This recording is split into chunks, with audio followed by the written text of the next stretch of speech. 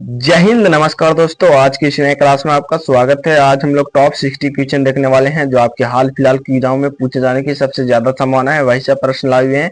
तो चैनल पर नए हो, चैनल को सब्सक्राइब कर लीजिएगा। तो चलते हैं क्वेश्चन की और फर्स्ट नंबर क्वेश्चन है कि निम्नलिखित में से किसके द्वारा दूध खट्टा होता है। तो किसके द्वारा जो है दूध खट्टा होता है, तो याद रखिए बैक्टीरिया के द्वारा जो है दूध खट्टा हो जाता है। तो इसका ऑप्शन नंबर बी जो है वो करेक्ट जगह याद रखिएगा, बैक्टीरिया के द्वारा।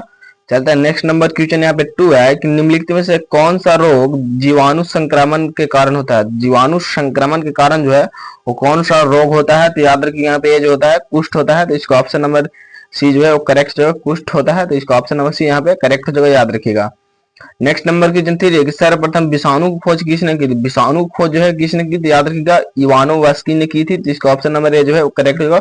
इवानोवस्की ने जो है वो सर्वप्रथम विषाणु खोज की थी। तो याद रखिएगा यहाँ पे। चलते हैं नेक्स्ट नंबर क्वेश्चन की और नेक्स्ट नंबर क्वेश्चन 4 है कि चेचक के टीके का विकास किया था। तो चेचक के टीके का विकास जो है किसने किया था, तो याद रखिएगा एडवर्ड जेनर ने किया था। तो इसका ऑप्शन नंबर बी जो है वो करेक्ट है, एडवर्ड जेनर ने किया था। तो याद रखिएगा यहाँ पे।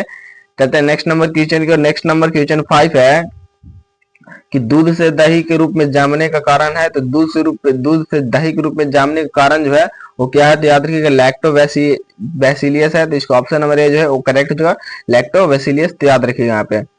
नेक्स्ट नंबर क्वेश्चन 6 है कि निम्न में से कौन स्वपोषी होता है। तो स्वपोषी जो है वो कौन होता है, तो याद रखिएगा शैवाल जो है वो स्वपोषी होते हैं। तो इसका ऑप्शन नंबर ए जो है वो करेक्ट होगा, शैवाल जो है वो स्वपोषी होते हैं। तो याद रखिएगा।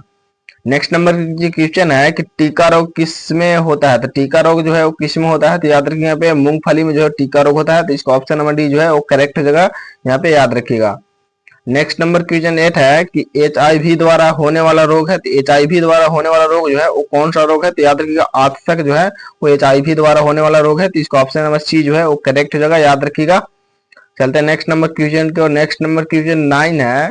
नेक्स्ट नंबर क्वेश्चन 9 है कि निम्न में से कौन सा रोग विषाणु के कारण होता है। तो कौन सा रोग जो है वो विषाणु कारण होता है। तो चेचक रोग जो है वो विषाणु कारण होता है। तो इसका ऑप्शन नंबर सी जो है वो करेक्ट जो विषाणु कारण जो है चेचक रोग होता है। तो याद रखिएगा।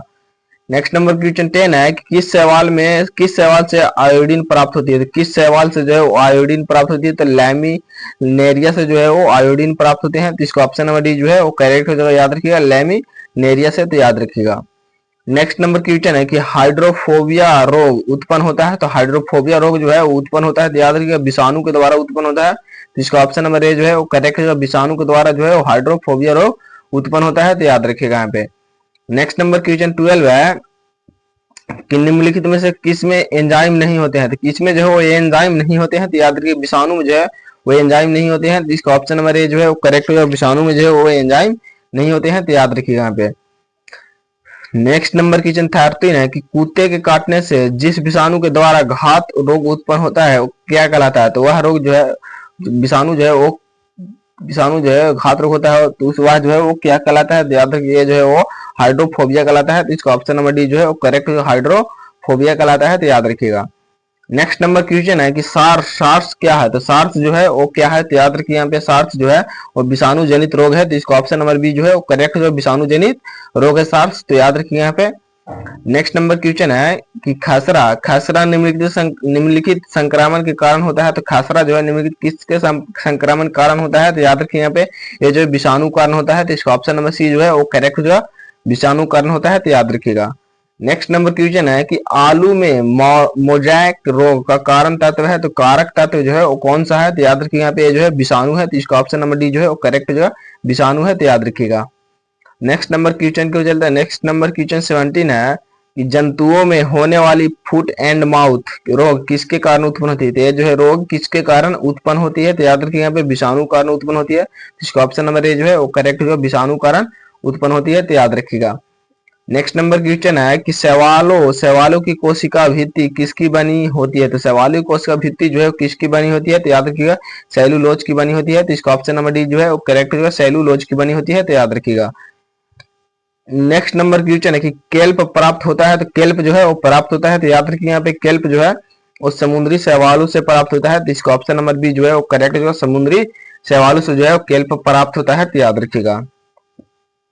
नेक्स्ट नंबर क्वेश्चन 20 है कि लाल सागर का रंग किसकी उपस्थिति के कारण होता है। तो लाल सागर का लाल रंग जो है वो किसकी उपस्थिति के कारण होता है, तो याद रखिए यहाँ पे शैवाल की उपस्थिति के कारण होता है। तो इसका ऑप्शन नंबर सी जो है वो करेक्ट हो जाएगा, सवाल की उपस्थिति कारण होता है, तो याद रखिएगा।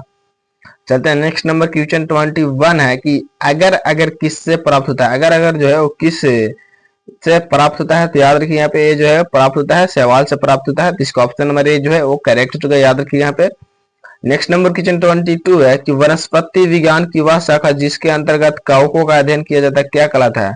कवकों का अध्ययन किया जाता है जो वह क्या कहलाता है, तो याद रखिए यहाँ पे जो है माइकोलॉजी कहलाता है, तो इसका ऑप्शन नंबर बी जो है वो करेक्ट जो माइकोलॉजी कहलाता है, तो याद रखिएगा। नेक्स्ट नंबर क्वेश्चन 23 है कि कवकों की कोशिका भित्ति किसकी बनी होती है, तो कवकों की कोशिका भित्ति जो है वो काइटिन व हेमी सिलिकोज की बनी होती है, तो इसका ऑप्शन नंबर ए जो है वो करेक्ट हो जाएगा, याद रखिएगा यहाँ पे। चलते हैं नेक्स्ट नंबर क्वेश्चन की। नेक्स्ट नंबर क्वेश्चन 24 है कि सभी कवक सदैव होते हैं, तो सभी कवक जो है सदैव क्या होते हैं, तो याद रखिए यहाँ पे ये जो होते हैं वो विविध पोषी होते हैं, तो इसका ऑप्शन नंबर सी जो है वो करेक्ट हो जाएगा, विविध पोषी होते हैं, तो याद रखिएगा। नेक्स्ट नंबर क्वेश्चन 25 है कि वृक्षों की छालों पर उगने वाले कवक कहलाते हैं, तो वृक्षों के छालों पर उगने वाले कवक जो है वो कोर्टिकोलस कहलाते हैं, तो इसका ऑप्शन नंबर बी जो है वो करेक्ट जो है कोर्टिकोलस कहलाते हैं, तो याद रखिएगा यहाँ पे। चलते हैं नेक्स्ट नंबर क्वेश्चन को। नेक्स्ट नंबर क्वेश्चन 26 है कि गोबर पर उगने वाले कवक कहलाते हैं, तो गोबर पर उगने वाले कवक जो है वो क्या कहलाते हैं, तो क्रोपोफिलस कहलाते हैं, तो इसका ऑप्शन नंबर डी जो है वो करेक्ट जो क्रोपोफिलस कहलाते हैं, तो याद रखिएगा। नेक्स्ट नंबर क्वेश्चन 27 है कि निम्न में से किसमें क्लोरोफिल नहीं होता है, तो किसमें जो है क्लोरोफिल नहीं होता है, तो कवक में जो है वो क्लोरोफिल नहीं होता है, तो इसका ऑप्शन नंबर ए जो है वो करेक्ट जो है कवक में क्लोरोफिल नहीं होता है, तो याद रखिएगा। नेक्स्ट नंबर क्वेश्चन 28 है कि खाली चट्टानों पर उगने वाले लाइकेन को क्या कहा जाता है, तो लाइकेन को जो है वो क्या कहा जाता है, तो याद रखिएगा यहाँ पे जो है वो कोलस कहा जाता है, तो इसका ऑप्शन नंबर सी जो है वो करेक्ट हो जाएगा, याद रखिएगा। नेक्स्ट नंबर क्वेश्चन 29 है कि जापान में लोग किस लाइकेन की सब्जी के रूप में खाते हैं, तो किस लाइकेन को जो है सब्जी के रूप में खाते हैं, तो याद रखिएगा इंडो कार्पन को खाते हैं, तो इसका ऑप्शन नंबर बी जो है वो करेक्ट है, इंडो कार्पन को खाते हैं, तो याद रखिएगा यहाँ पे। अगर आपको वीडियो पसंद आए तो वीडियो को लाइक करें, दोस्तों में शेयर जरूर कीजिएगा, चैनल को सब्सक्राइब कर लीजिएगा, और इसका पीडीएफ चाहिए तब टेलीग्राम चैनल को ज्वाइन जरूर कर लीजिएगा, जिसका लिंक जो है आपका डिस्क्रिप्शन बॉक्स में मिल जाएगा, तो जाकर ज्वाइन जरूर कर लीजिए। नेक्स्ट नंबर क्वेश्चन 30 है कि मिर्गी की औषधि किस लाइकेन से प्राप्त होता है, तो मिर्गी का औषधि जो है किस लाइकेन से प्राप्त होता है, तो याद रखिएगा परमेलिया से प्राप्त होता है, तो इसका ऑप्शन नंबर डी जो है वो करेक्ट होगा, परमेलिया से प्राप्त होता है यहाँ पे।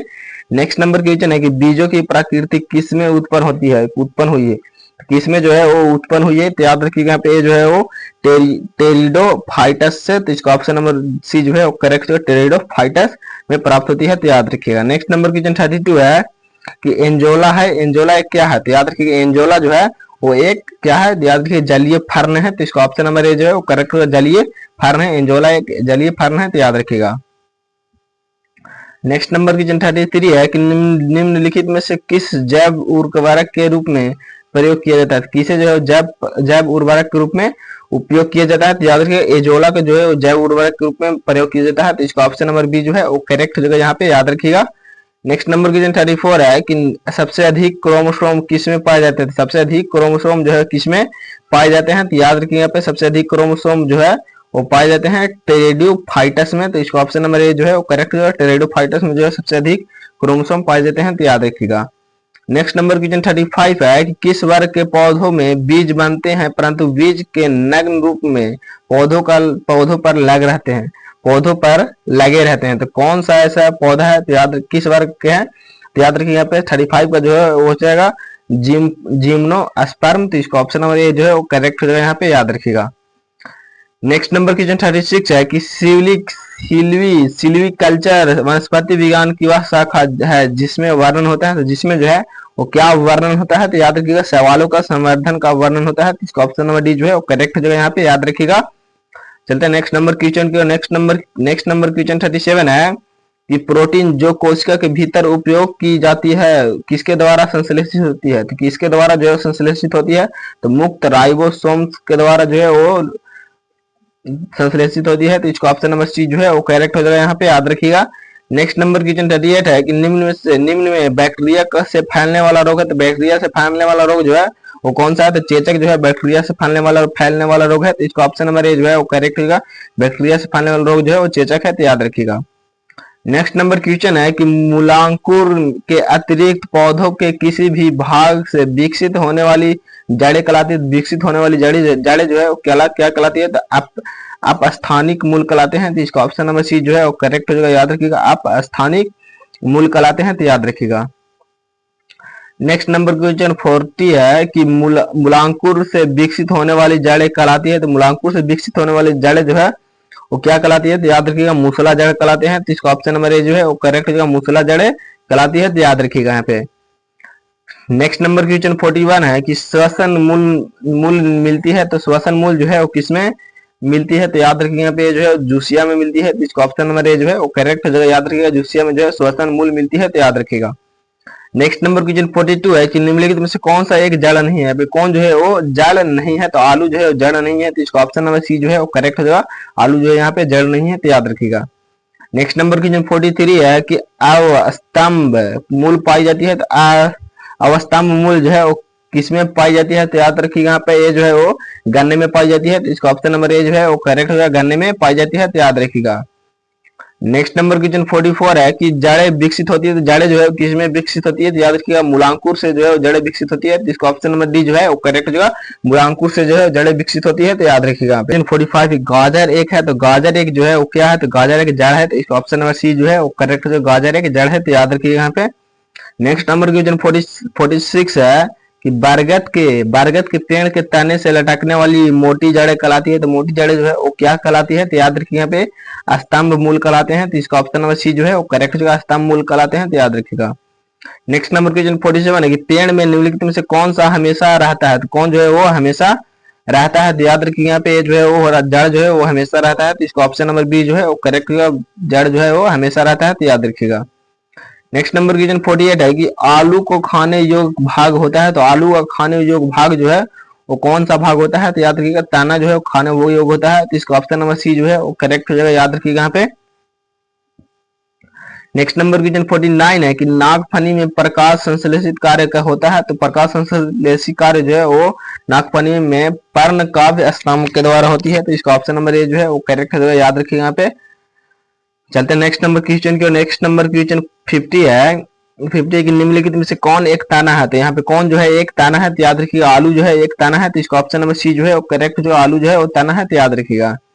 नेक्स्ट नंबर क्वेश्चन 51 है कि आलू भूमिगत रूपांतरित ताना होता है जिसे कहा जाता है। तो जिसे जो है वो क्या कहा जाता है, तो याद रखिए यहाँ पे उसे जो है वो कंद कहा जाता है। तो इसका ऑप्शन नंबर डी जो है वो करेक्ट होगा, कंद कहा जाता है, तो याद रखिए यहाँ पे कंद कहा जाता है। नेक्स्ट नंबर क्वेश्चन 52 है कि हल्दी के पौधों को खाने योग्य हिस्सा कौन सा है। तो हल्दी के खाने योग्य हिस्सा जो है वो कौन सा होता है, तो याद रखिएगा परकंद होता है। तो इसका ऑप्शन नंबर बी जो है वो करेक्ट होगा, परकंद जो है वो हल्दी के खाने योग्य हिस्सा होता है, तो याद रखिएगा। नेक्स्ट नंबर क्वेश्चन 53 है कि अदरक क्या है। तो अदरक जो है वो क्या है, तो याद रखिएगा, अदरक जो है वो राइजोम है। तो इसका ऑप्शन नंबर ए जो है वो करेक्ट जो अदरक जो है वो राइजोम है, तो याद रखिएगा यहाँ पे। नेक्स्ट नंबर क्वेश्चन 54 है कि प्याज किसका परिवर्तित रूप है। तो प्याज जो है किसका परिवर्तित रूप है, तो तना का परिवर्तित रूप जो है वो प्याज है। तो इसका ऑप्शन नंबर सी जो है वो करेक्ट होगा, तना का परिवर्तित रूप प्याज है, तो याद रखिएगा। नेक्स्ट नंबर क्वेश्चन है कि वे पौधे जिनमें कभी पुष्प नहीं बनते क्या कहलाता है। तो जो जिनमें कभी पुष्प नहीं बनते वो पौधे जो है क्या कहलाते हैं, तो क्रिप्टोगेम्स कहलाते हैं। तो इसका ऑप्शन नंबर ए जो है करेक्ट होगा, क्रिप्टोगेम्स कहलाते हैं, तो याद रखिएगा। नेक्स्ट नंबर क्वेश्चन 56 है कि संसार का सबसे बड़ा पुष्प किसके द्वारा उत्पन्न होता है। तो किसके द्वारा जो है उत्पन्न होता है, तो याद रखिएगा, लेफ्रिसिया के द्वारा जो है उत्पन्न होता है। तो इसका ऑप्शन नंबर बी जो है करेक्ट जो लेफ्रिसिया के द्वारा होती है, तो याद रखिएगा। नेक्स्ट नंबर क्वेश्चन 57 है कि संसार का सबसे छोटा पुष्प कौन सा है। तो संसार का सबसे छोटा पुष्प जो है वो वलीफा है, तो अलिफिया है। तो इसका ऑप्शन नंबर ए जो है वो करेक्ट हो जाएगा, याद रखिएगा यहाँ पे। नेक्स्ट नंबर क्वेश्चन है कि जीवन चक्र की दृष्टि से पौधों का सबसे महत्वपूर्ण अंग कौन सा है। तो पौधे का सबसे महत्वपूर्ण अंग जो है वो पुष्प है। तो इसका ऑप्शन नंबर सी जो है वो करेक्ट होगा, पुष्प जो है पौधों का सबसे महत्वपूर्ण अंग है, तो याद रखिएगा। नेक्स्ट नंबर क्वेश्चन 59 है कौन एक जीवित जीवाश्म कहलाता है। तो जीवित जीवाश्म जो है कौन कहलाता है, तो जिनकंगो जो है वो जीवित जीवाश्म कहलाता है। तो इसका ऑप्शन नंबर ए जो है वो करेक्ट हो जाएगा, याद रखिएगा यहाँ पे। नेक्स्ट नंबर क्वेश्चन 50 है कि दामा एवं खांसी के रोगों काम आने वाली औषधि इफेड्रिन किससे प्राप्त की जाती है। तो किससे जो है प्राप्त की जाती है, तो इफेंड्रा से प्राप्त की जाती है। तो इसका ऑप्शन नंबर डी जो है वो करेक्ट होगा, याद रखिएगा, इफेंड्रा से प्राप्त की जाती है, तो याद रखिएगा। आज जो हम लोग को जो है टॉप 60 की देखिए जो आपके एग्जाम में पूछे जाने की सबसे ज्यादा संभावना थी, तो वही सब प्रश्न लाए हुए थे। तो नेक्स्ट वीडियो जो है वो आएगा, तो चैनल को सब्सक्राइब कर लीजिएगा। तो मिलते हैं अगले क्लास में।